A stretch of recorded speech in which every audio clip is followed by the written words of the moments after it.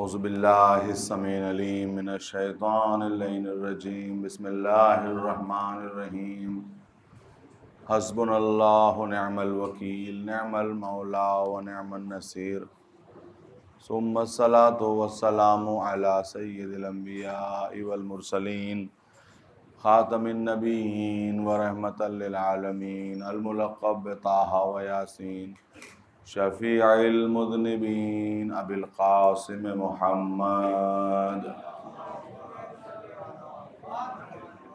واہل بیتہ الطیبین الطاہرین المعصومین المظلومین المنتجبین الہداۃ المہدیین اما بعد فقد قال اللہ سبحانہ تعالی وتبارک فی کتابہ المبین وقولہ الحق بسم اللہ الرحمن الرحیم یا ایھا الذین آمنوا استجیبوا للہ وللرسول اذا دعاکم لما یحییکم۔ صلوات پڑھیں محمد اور آل محمد۔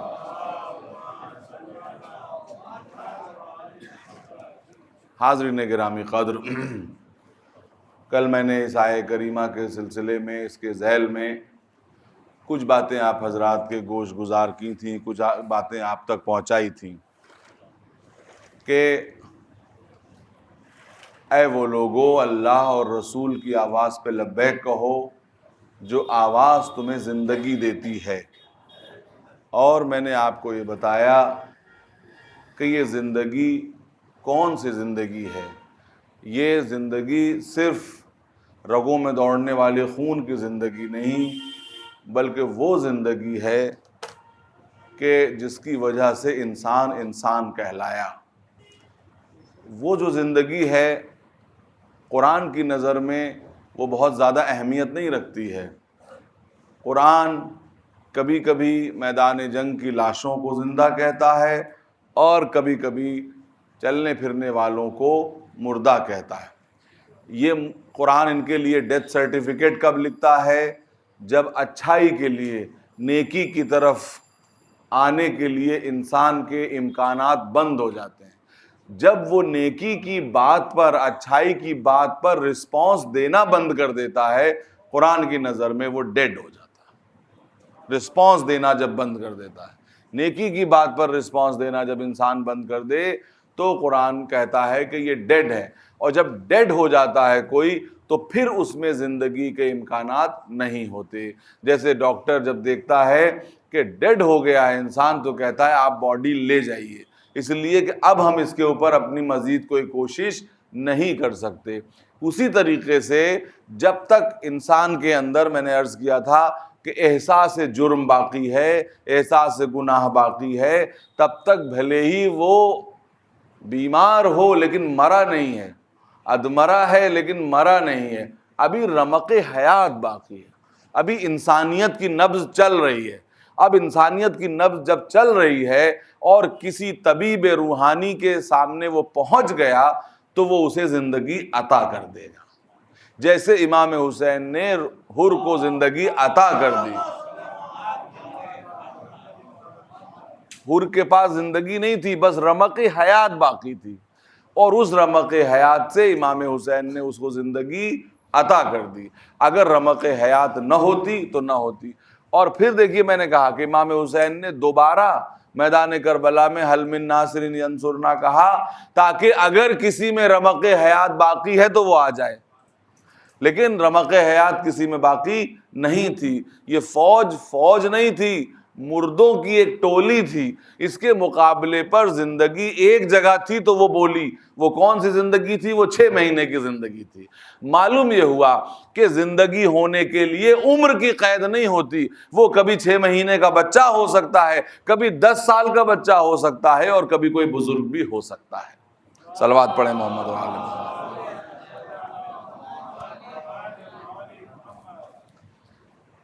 اللہ کے نمائندوں کی آواز پر لبیک کہنا زندگی ہے، اس کے لیے عمر کی قید نہیں ہے۔ اب میں پھر سے تاریخ میں واپس چلا جاتا ہوں اور ابتدائے رسالت میں ایک میٹنگ آپ کو دکھانا چاہتا ہوں۔ وہ میٹنگ کون سی ہے؟ کہ جہاں نبی نے دعوت کے لیے بلایا ہے۔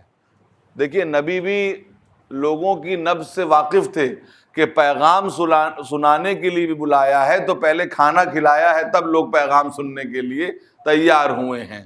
اب جب کھانا کھا لیا، پیغمبر کھڑے ہوئے پیغام سنانے کے لیے، تو ان لوگوں نے کہا کہ بھئی یہ دیکھو، تم نے دیکھا نہیں یہ کیسا جادوگر ہے کہ جس نے ایک پیالے سالن میں سب کو کھلا دیا، اس کی بات نہ سنو، چلو واپس چلو۔ دوسرے دن بھی یہی ہوا، یہاں تک کہ تیسرے دن جب نبی پھر کھڑے ہوئے یہ کہنے کے لیے کہ لوگوں دیکھو میں تمہارے لیے وہ چیز لے کے آیا ہوں، وہ پروگرام لے کے آیا ہوں جو کوئی نہیں لایا، تو پھر انہوں نے جب ہنگامہ مچایا تو حضرت ابو طالب نے کہا کہ آج کوئی یہاں سے جا نہیں سکتا، آج وہ سننا پڑے گا جو میرا بھتیجا سنانا چاہتا ہے۔ اب کہنا شروع کیا پیغمبر نے، دیکھیے زندگی کہاں پائی جاتی ہے، پیغمبر نے کہنا شروع کیا کہ اے وہ لوگوں جو میرے سامنے موجود ہو، دیکھو میں ایک ایسا پیغام لے کے آیا ہوں جیسا پیغام کوئی کسی کے لیے نہیں لایا ہوگا۔ وہ پیغام کیا ہے؟ میں تمہارے لیے دنیا اور آخرت کی کامیابی لے کے آیا ہوں، میری آواز پہ لبیک کہو، اور دیکھو جو اس وقت میری تصدیق کرے گا، میرے رب کی تصدیق کرے گا، وہ کل میرا جانشین ہوگا، میرا خلیفہ ہوگا، میرا بھائی ہوگا۔ اب سب بیٹھے ہوئے تھے، کوئی 80 برس کا تھا، کوئی 90 برس کا تھا، کوئی 100 برس کے تھے، بڑے بڑے لوگ موجود تھے، سب سر کو جھکائے بیٹھے ہوئے تھے۔ ایک 10 برس کا بچہ کھڑا ہوا، اے علی جب سب بیٹھے ہوئے ہیں تو تم کیوں کھڑے ہوئے؟ کہا زندگی عمر نہیں دیکھتی، صرف جذبہ دیکھتی ہے۔ اور کھڑے ہو کے کہتے ہیں یا رسول اللہ میں آپ کی آواز پہ لبیک کہتا ہوں، میں گواہی دیتا ہوں کہ اللہ کے علاوہ کوئی رب نہیں ہے اور آپ اس کے رسول ہیں۔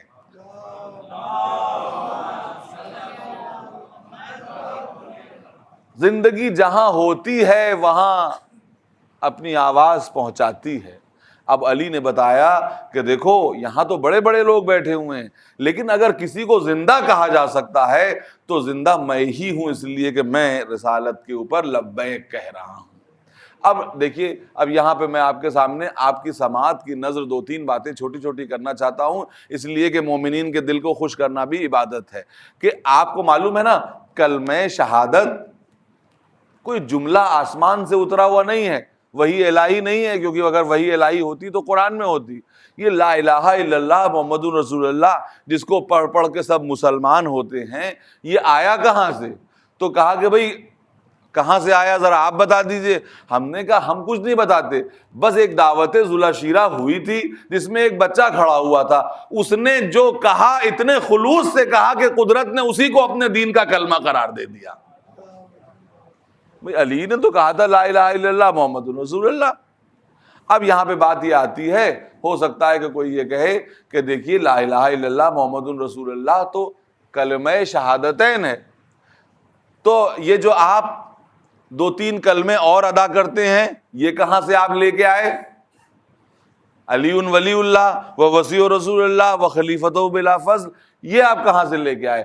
تو ہم یہ کہیں گے کہ بھائی آپ بات پوری سنیے، آپ نے علی کی بات سن لی، اب رسول کی گفتگو بھی سن لیجیے۔ جو رسول نے کہا اس کا یہی مطلب ہے کہ یہ میرا خلیفہ ہے، جانشین ہے اور میرا بھائی ہے۔ صلوات پڑھیں محمد اور آل محمد۔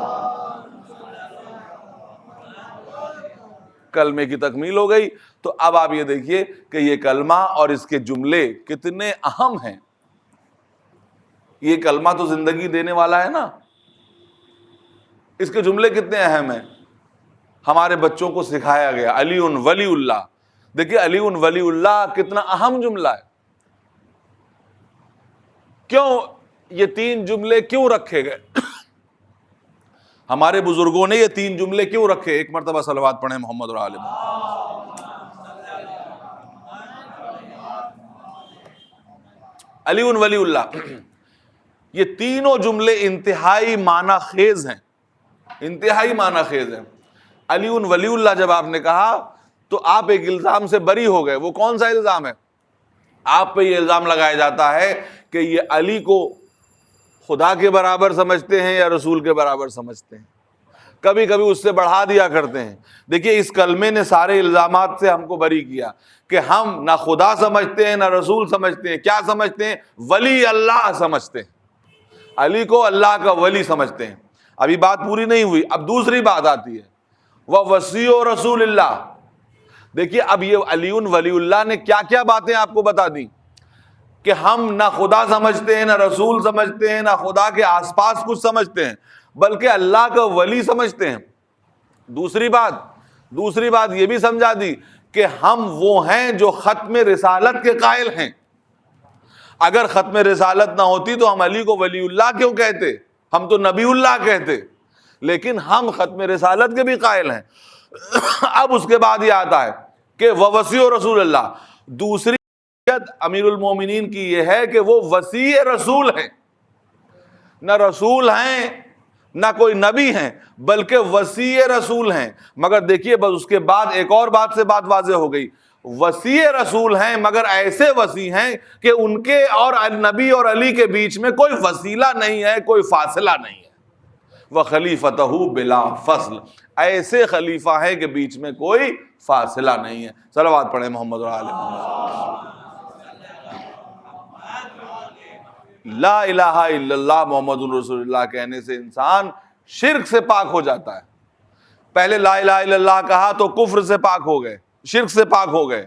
محمد رسول اللہ کہا تو کفر سے پاک ہو گئے، لیکن نفاق سے پاک ہونے کے لیے آپ کو علی ولی اللہ کہنا ہوگا، ورنہ بہت سے لوگ ہیں، آپ کو معلوم ہے قادیانی ہے، قادیانیوں کا بھی کلمہ وہی ہے جو آپ کا کلمہ ہے، لا الہ الا اللہ محمد رسول اللہ۔ اب آپ ان سے الگ کیسے ہوں گے؟ کہا علی ولی اللہ و وصی رسول اللہ و خلیفتہ بلا فصل۔ یہ تینوں جملے وہ ہیں کہ جو ہمارے اوپر لگائے جانے والے تمام الزامات کا ازالہ کر دیتے ہیں۔ یہ بزرگوں نے یہ تینوں جملے، یہ آسان نہیں ہیں، یہ ہر جگہ موجود ہیں، ہمارے گلے میں آئی کارڈ کی طرح پڑے ہوئے ہیں، تاکہ ہمارے بچے تو جس کو ہمارا عقیدہ جاننا ہو وہ ہمارے کلمے کو دیکھے، تاکہ پتہ چل جائے کہ ہمارا عقیدہ کیا ہے۔ صلوات پڑھیں محمد اور آل محمد۔ اور حضور کلمہ پڑھنے کا طریقہ بھی آپ کو قرآن سے جاننا ہوگا کہ لوگوں نے کلمہ کیسے پڑھا۔ جادوگر آئے کس کے سامنے؟ حضرت موسیٰ کے سامنے، جادو ڈالا، جادو باطل ہو گیا۔ جادوگروں نے کہا کہ ہم ایمان لاتے ہیں، اور قرآن نے اس کے لیے کیا لفظ استعمال کیا کہ تمام جادوگر سجدے میں گر پڑے۔ دیکھیے اب سجدے کی کیفیت بھی دیکھ لیجئے، ہم اور آپ ہزاروں سجدے کیا کرتے ہیں، لیکن سجدہ اگر ایک سجدہ اسپرٹ سے کیا جائے تو وہ انسان کو کتنا نڈر بنا دیتا ہے۔ فرعونیت کیا کہتی ہے؟ فرعون کیا کہتا ہے کہ آمنتم لہو قبل ان آذن لکم، تم اس پر ایمان لے آئے اس سے پہلے کہ مجھ سے اجازت مانگو۔ معلوم یہ ہوا کہ فرعونیت کا مزاج یہ ہے کہ جسم پر بھی حکومت کرنا چاہتی ہے، فکر پر بھی حکومت کرنا چاہتی ہے۔ تو اب کیا کہتے ہیں؟ اور پھر فرعون نے دھمکی کیا دی کہ میں تمہارے ہاتھ پیر الٹے طرف سے کاٹوں گا، یعنی داہنا ہاتھ کاٹوں گا تو بایاں پیر کاٹوں گا۔ اب آپ یہ دیکھیے کہ ابھی ایک سجدہ کیا ہے، ابھی کئی سجدے نہیں کیے ہیں، لیکن ایک سجدے نے ان کو اتنا جرأت مند بنا دیا کہ وہی جادوگر جو کل تک فرعون کی خوشامد کیا کرتے تھے، آج یہ کہہ رہے ہیں کہ تجھے جو کرنا ہو کر لے، ہم تو اپنے رب کی طرف پلٹ چکے۔ یہ ایک سجدہ اتنے خلوص سے کیا گیا تھا کہ جس کے سامنے فرعونیت بھی ختم ہو گئی، اگر ایک سجدہ اچھی طرح سے کیا جائے۔ اور اس کے بعد دیکھیے عجیب بات ہے، وہ کیا کلمہ پڑھتے ہیں؟ وہ کہتے ہیں کہ ہم ایمان لاتے ہیں ایک خدا پر، وہ خدا جو موسیٰ کا بھی رب ہے اور ہارون کا بھی رب ہے۔ اے جادوگرو، ہم نے تم سے کلمہ پڑھنے کا سلیقہ لے لیا کہ جب تک کلمے میں نبی کا نام نہ آئے اور وصی نبی کا نام نہ آئے وہ کلمہ مکمل نہیں ہو سکتا۔ صلوات پڑھیں محمد اور آل محمد۔ میرے دوستو، یہ پیغام زندگی ہے، سراسر زندگی ہے۔ یہ کون سی زندگی ہے؟ معاشرتی زندگی ہے۔ قرآن کیوں اترا اور نبی کیوں آئے، اور اس آیت میں کس زندگی کی بات کی جا رہی ہے؟ اس زندگی کی بات کی جا رہی ہے جو معاشرے کی زندگی ہے۔ معاشرے کی نبض نہیں ڈوبنی چاہیے، معاشرے کی سانسیں نہیں بند ہونی چاہیے، اور معاشرے کی زندگی کے کل میں نے کچھ علامتیں آپ کو بتائی تھیں۔ وہ کیا علامتیں تھیں؟ معاشرے کی زندگی کی علامتیں یہ تھیں کہ وہاں پر عدل و انصاف کا بول بالا ہو۔ یہی وجہ ہے کہ امیر المومنین نے کیا فرمایا؟ مقام ذیقار میں اپنی جوتیاں ٹانک رہے، خود بادشاہ وقت خلیفہ وقت، خدا کی قسم دنیا نے ایسا خلیفہ وقت کوئی نہیں دیکھا. مقام ذیقار میں جوتیاں ٹانک رہے ہیں، ابن عباس آ گئے، کہتے ہیں مولا ان جوتیوں کو اب بدل دیجئے. کہا کیوں؟ کہا ان کی اب کوئی ویلیو نہیں رہی، کوئی قیمت نہیں رہی. بس ایک مرتبہ مولا نے سر کو اٹھایا، ابن عباس کو دیکھا اور کہا اے ابن عباس، تمہاری حکومت میری نظر میں اس جوتی سے بھی زیادہ کم قیمتی ہے. تمہاری حکومت کی قیمت میری نظر میں اس جوتی سے بھی کم ہے. مگر پھر مولا نے بتایا کہ ہم نے قبول کیوں کیا. مولا کہتے ہیں مگر بس میں یہ چاہتا ہوں کہ اس حکومت کے ذریعے سے ظالموں سے حق چھین سکوں، مظلوموں کو حق دلوا سکوں. جو سماج کی زندگی ہے، اگر یہ نہ ہو تو یہ حکومت ہمارے لیے، علی کے لیے یہ حکومت کیا حیثیت رکھتی ہے. جب ہم نے ہر مقام پر حکومت کو ٹھوکر مار دی تو آج کرنے کی کیا ضرورت ہے. اور یہاں پر میں ایک عجیب بات بتا دیتا ہوں میرے دوستو، وہ بہت اہم بات ہے کہ مولا سمجھ لیجئے، یہ بہت اہم بات ہے کہ مولا جو روز اول سے اپنے آپ کو نبی کا جانشین سمجھتے تھے یا نہیں سمجھتے تھے کہ ہیں، لیکن جب لوگ آئے تیسری خلافت کے بعد کہ آپ خلیفہ بن جائیے، تو مولا نے کیا کہا؟ مولا نے کہا مجھے چھوڑ دو، میں نہیں بننا چاہتا، تم کسی کو بنا لو میرے علاوہ، میں اس پہ راضی ہو جاؤں گا. یا علی کوئی پوچھ سکتا ہے یا علی آپ تو ہمیشہ سے یہ سمجھتے تھے کہ آپ جائز وصی رسول ہیں، خلیفہ رسول ہیں، تو آج آپ کیوں منع کر رہے ہیں؟ خلیفہ بننے سے کیوں منع کر رہے ہیں؟ تو جو بات ہے مولا کی نظر میں وہ کیا ہے؟ مولا یہ جانتے ہیں کہ دیکھو اب اسلامی معاشرے میں غیر برابری اتنی زیادہ آگے بڑھ چکی ہے، پریفرینشل ٹریٹمنٹ اتنے زیادہ بڑھ چکے ہیں کہ اب اگر میں رسول اللہ والی سنت جاری کروں گا تو معاشرہ اس کو برداشت نہیں کر سکتا کہ سب کو برابر دوں گا. یہی تو وجہ ہے کہ لوگ آئے بڑے شوق سے تھے، اور اگلے ہی دن جیسے ہی انہوں نے دیکھا کہ مولا نے سب کو برابر دینا شروع کر دیا، سب آ گئے یا امیر المومنین ہم کو تو یہ ملتا تھا، ہم کو وہ ملتا تھا، اور آپ کو معلوم نہیں ہماری پاس سروسز بہت زیادہ ہیں اسلام میں. مولا نے کیا جواب دیا؟ مولا نے جواب دیا تمہاری جتنی پاس سروسز ہیں ان کا اجر تم اللہ سے مانگنا، یہاں تو میں تم کو وہی دوں گا جو رسول اللہ دیا کرتے تھے. یہ اجر تو تم اللہ سے مانگنا، کیونکہ یہ ممکن نہیں ہے کہ میں اونچ نیچ کا بازار گرم کر دوں. ایک مرتبہ صلوات پڑھیں محمد اور آل محمد.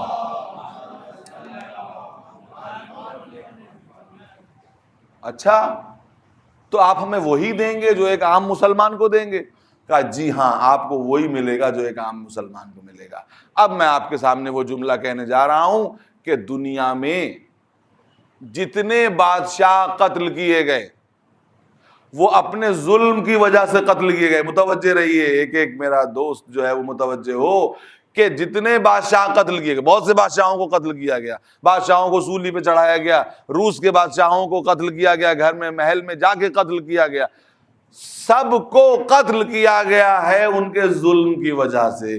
لیکن جب مولا شہید ہوئے تو مورخوں نے لکھا قتل فی محرابہ لشدت عدلہ، علی وہ واحد ہیں کہ جو قتل کیے گئے ہیں عدل کی شدت کی وجہ سے، عدل کی شدت کی وجہ سے، کیونکہ دنیا ان کا عدل برداشت نہیں کر پا رہی تھی، عدل برداشت نہیں کر پا رہی، انصاف برداشت نہیں کر پا رہی تھی. ایک ایسا انصاف جو پیورسٹ ہے، جس میں کسی کے لیے اور اس میں اپنے بھائی کے لیے جگہ نہیں ہے. اب ایسی دنیا آپ دیکھیے کہ آج کوئی کسی منصب پہ پہنچ جاتا ہے تو اپنے بھائیوں کو، اپنے بیٹوں کو مختلف طرح سے، اگر ڈائریکٹلی نہ صحیح تو انڈائریکٹلی سیٹل کرنا شروع کر دیتا ہے. تمہیں یہ مل جائے، تمہیں وہ مل جائے، تمہیں یہاں کی وکالت مل جائے، تمہیں وہاں کی وکالت مل جائے، کون بھائی ہے، کون بھتیجا ہے، کون داماد ہے، اقتدار سب پہچانتا ہے. لیکن یہ علی ہیں کہ جہاں اگر حضرت عقیل بھی آ جاتے ہیں کہتے ہوئے کہ اے بھائی دیکھو میرے بچوں پہ فاقہ ہے، تو مولا کیا فرماتے؟ جو کچھ میرا ہے میں دینے پہ تیار ہوں، لیکن بیت المال میں سے تمہیں ایک ذرہ بھی الگ سے دینے پہ تیار نہیں. اب دیکھیے یہ وہی عقیل ہیں جو دربار شام میں پہنچے، جو طلب کیا ان کو دے دیا گیا. اب امیر شام کسی کو فری میں تو کچھ دیتا نہیں تھا، تو کہا کہ اچھا مل گیا تمہیں؟ ہاں. اب جا کے ذرا ممبر پہ میرا کردار بھی بتا دو اور علی کا کردار بھی بتا دو. یہ کس سے کہا جا رہا ہے؟ علی کے بھائی سے کہا جا رہا ہے کہ ممبر پہ جاؤ اور بتا دو کہ علی نے تم کو نہیں دیا اور ہم نے دے دیا. اب دیکھیے جو علی کا چاہنے والا ہوتا ہے وہ ممبر کا استعمال کس طرح سے کرتا ہے.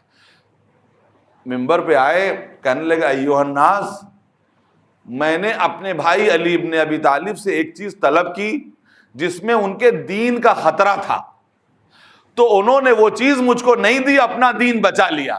لیکن جب امیر شام سے وہی چیز طلب کی تو انہوں نے اپنا دین قربان کر دیا اور وہ چیز ہم کو عطا کر دی.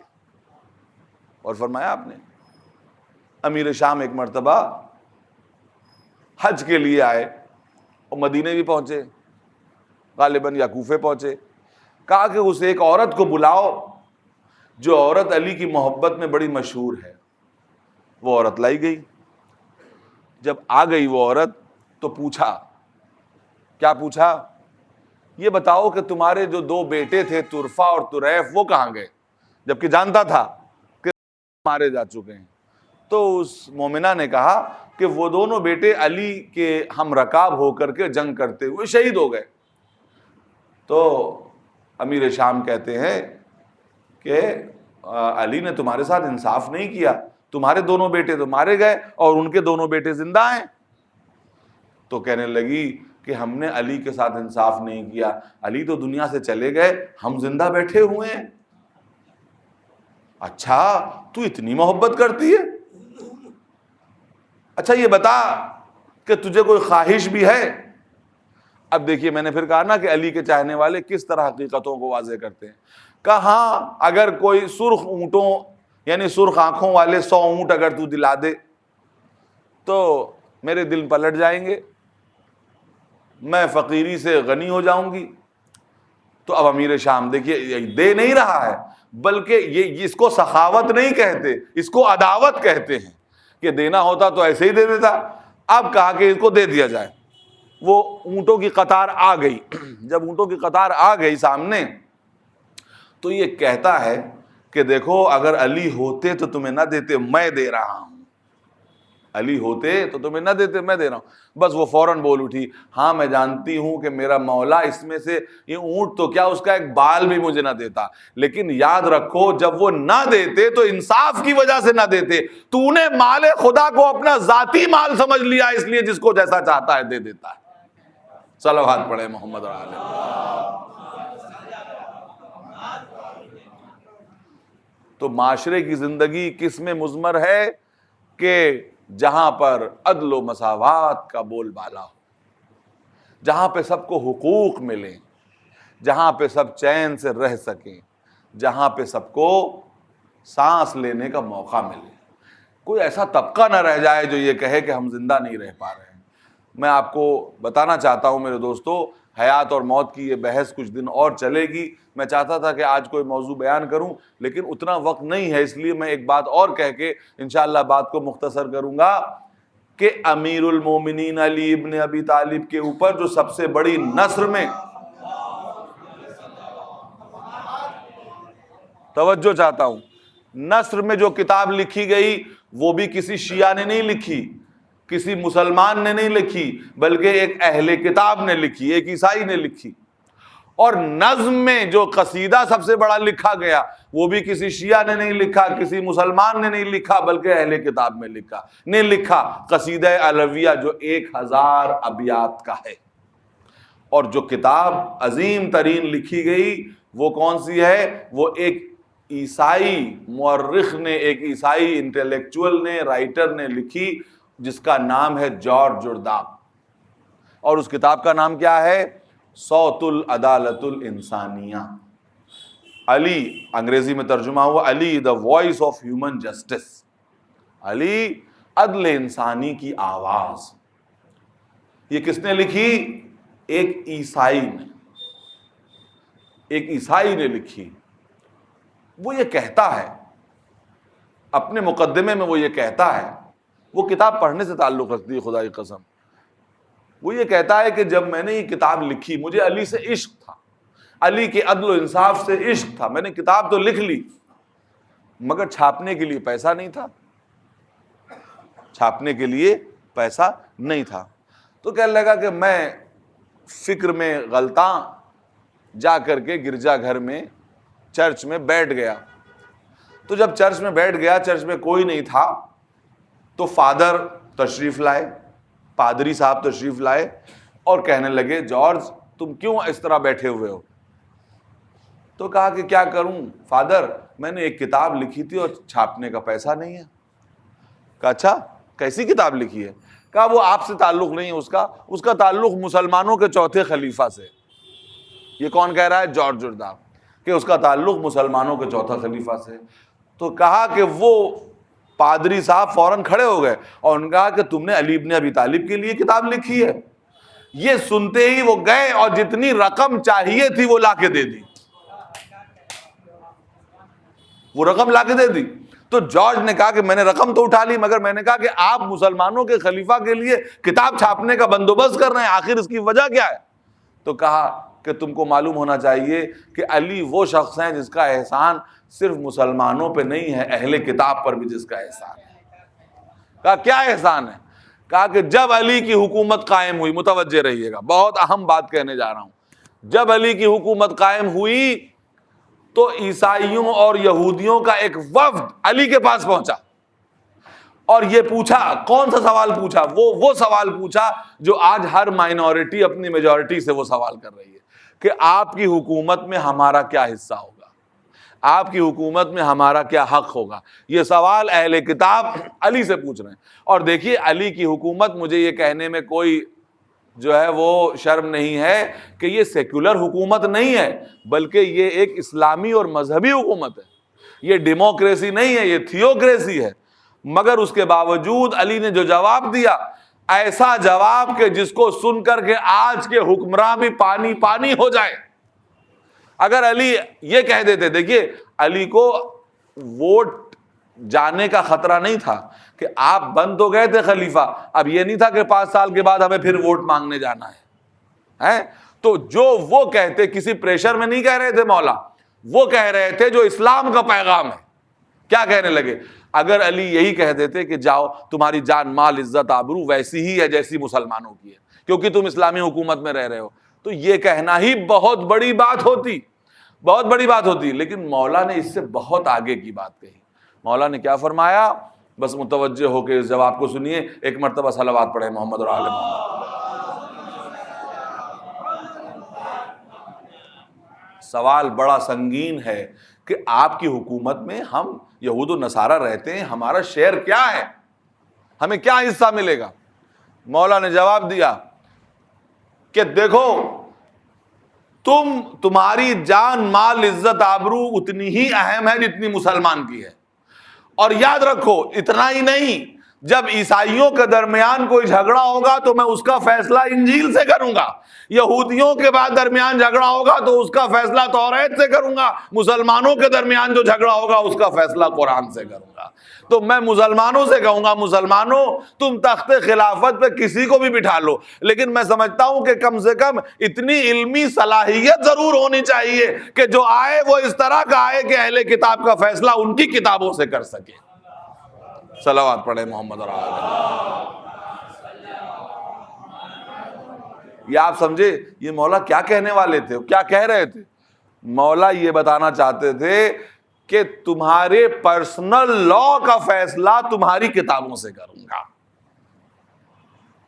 یعنی جب تمہارے یہاں نکاح طلاق اور میراث کے مسائل آئیں گے تو اس کا فیصلہ میں اسلامی فقہ کے مطابق نہیں کروں گا، تمہاری شریعت کے مطابق کروں گا۔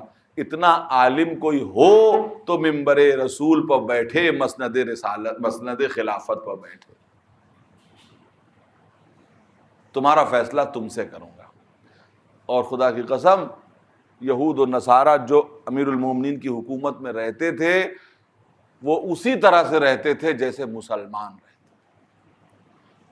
اور نہج البلاغہ میں ایک موقع ہے کہ جہاں پر آپ فرماتے ہیں، مسلمانوں سے فرماتے ہیں، کیا فرماتے ہیں جس کو اپنے دل و دماغ پہ لکھ لیجئے گا، کہ فرماتے ہیں جو اسلامی باؤنڈری کے قریب جو اہل کتاب رہتے تھے تو امیر شام کے لشکر آ کے ان سے لوٹ پاٹ کیا کرتے تھے، تو مولا نے اپنے سپاہیوں کو، مسلمان سپاہیوں کو غیرت دلانے کے لیے کہا کہ تمہارے ہوتے ہوئے کوئی نصرانی اور یہودی عورتوں کے گلے سے زیورات چھین کے لے جاتا ہے، پیروں سے پازیب چھین کے لے جاتا ہے، ہاتھوں سے کنگن چھین کے لے جاتا ہے، اور تم بیٹھے رہتے ہو۔ اگر اس شرم میں کوئی روتے روتے مر جائے تو بجا ہے، اس لیے کہ اس کے ہوتے ہوئے اسلامی حکومت میں امن قائم نہیں رہ سکتا۔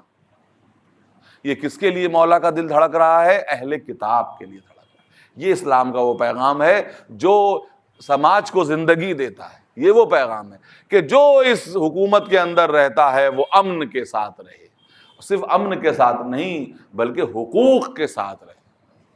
یہ وہ علی ابن ابی طالب ہیں میرے دوستو۔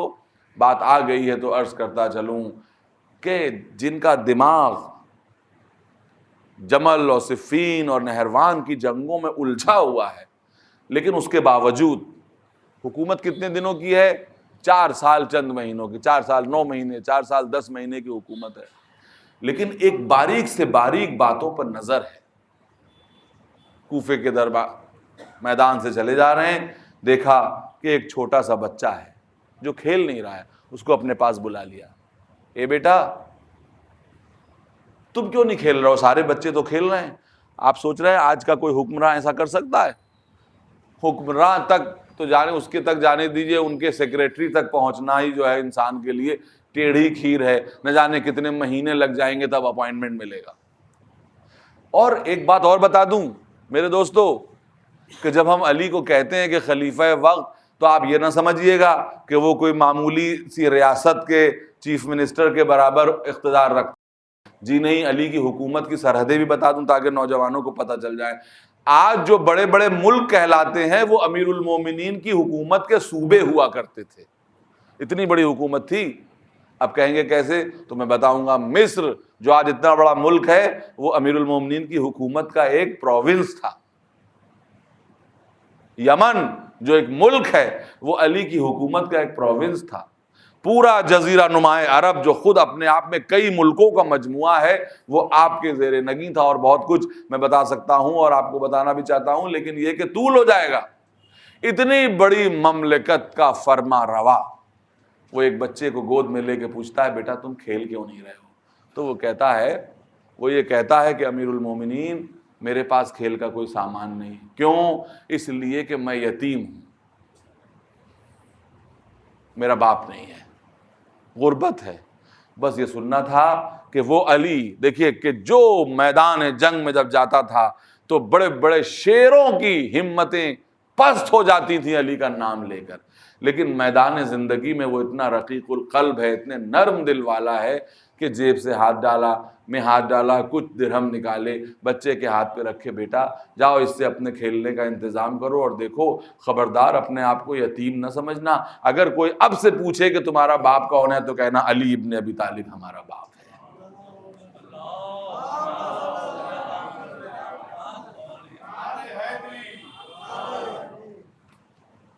علی ابن ابی طالب ہمارا باپ ہے۔ اللہ اکبر۔ اور یہی وجہ ہے کہ جب 21 رمضان کو آپ کا جنازہ کوفے سے نکلا تو لوگوں نے دیکھا کہ بہت سے بچے ہیں جو کوفے کی دیوار کے سہارے سے بیٹھے ہوئے، جن کے سر کے بال بکھرے ہوئے ہیں، جن کے کپڑوں پر گرد ہے اور جن کے چہرے سے یتیمی ٹپک رہی ہے، اور وہ مسلسل رو رہے ہیں۔ ان کے پاس آ کے پوچھا کہ آج کیا ہو گیا ہے جو تم اس طرح ایسا عالم میں بیٹھے ہو؟ تو کہا تم کو معلوم نہیں، آج ہمارا باپ دنیا سے چلا گیا ہے۔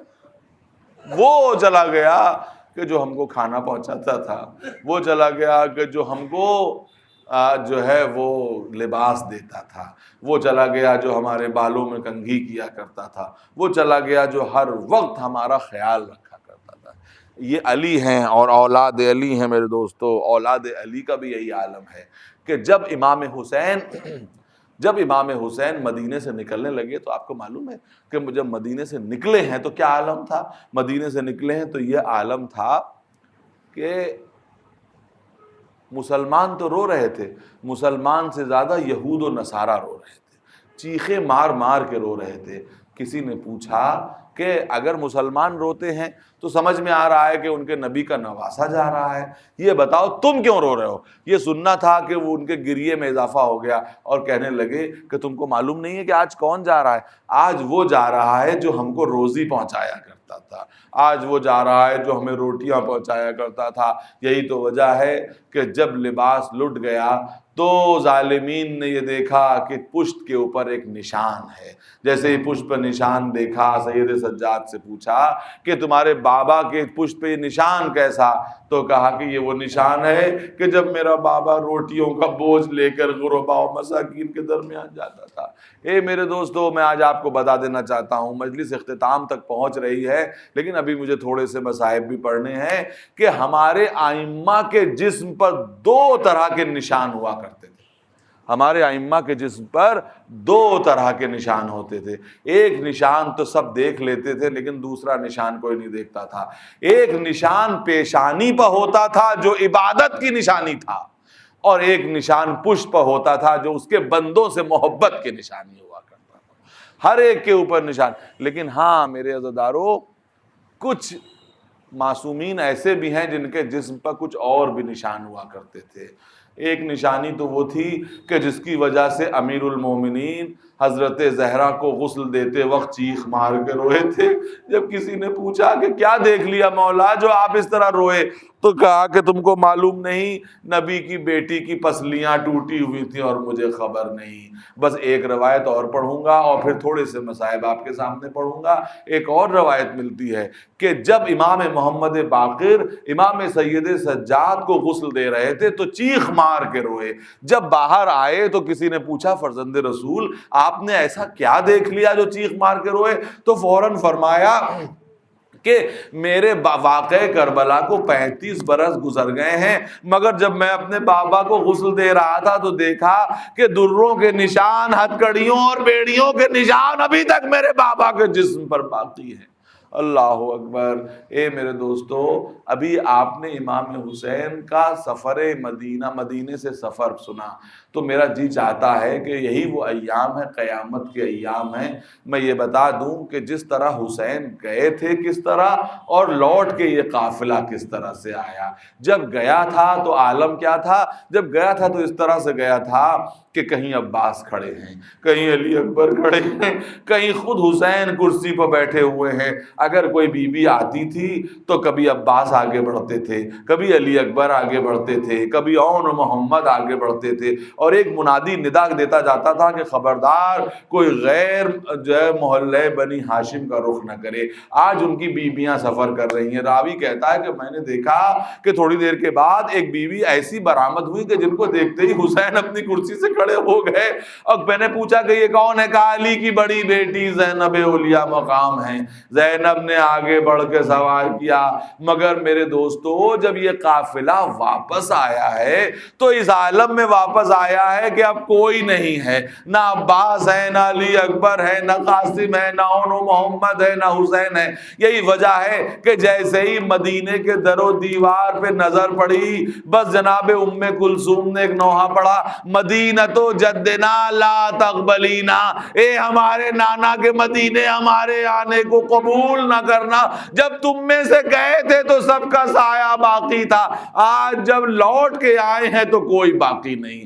بس عزیزارو، میں نے مجلس کو تمام کیا، چند باتیں اور سن لیں اور مجلس کو تمام کروں گا کہ کس طرح سے اہل بیت آئے ہیں مدینے میں ایک جلوس کی شکل میں۔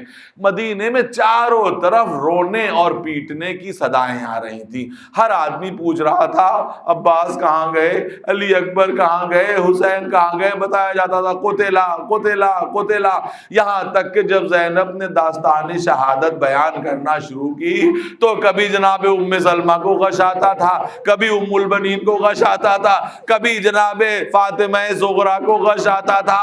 جب سب کچھ بیان کر چکی تو اتنا کہا کہ اب مجھے لے چلو نانا کے روضے کے اوپر، یہاں پر زینب اپنی ساری رودات بیان کرے گی۔ اب لو عزادارو، جناب زینب نانا کے روضے پہ چلی، اس طرح سے چلتی جا رہی ہیں کہ زمین ہل رہی ہے، اس لیے کہ نواسی آ رہی ہے کربلا کی داستان سنانے رسول اسلام کو۔ جیسے ہی روضہ رسول پہ پہنچی، تعویذ قبر پہ ہاتھ رکھا، ایک جملہ کا، اے نانا قیامت تک اب آپ کا دین برباد نہ ہوگا، میرے بھائی نے سب کچھ لٹا کے آپ کے دین کو بچا لیا، مگر نانا میں بس 2 باتیں آپ کو دکھانے آئی ہوں۔ اے نانا میں پہلے تو اپنے بازوؤں کے نیل آپ کو دکھانے آئی ہوں کہ انہی بازوؤں میں رسن باندھی گئی، اور اس کے بعد تھوڑی دیر رکی، چاروں طرف مجمع میں گریے کا ماحول ہے، بس ایک مرتبہ جناب زینب نے ایک کرتے کو نکالا، وہ کرتا جو خون میں رنگا ہوا تھا،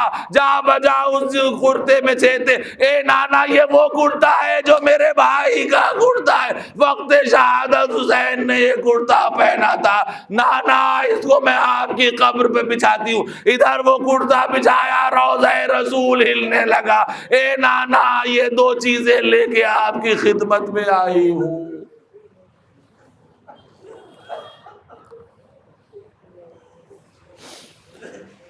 سيعلم الذين ظلموا أي منقلب ينقلبون إنا لله وإنا إليه راجعون۔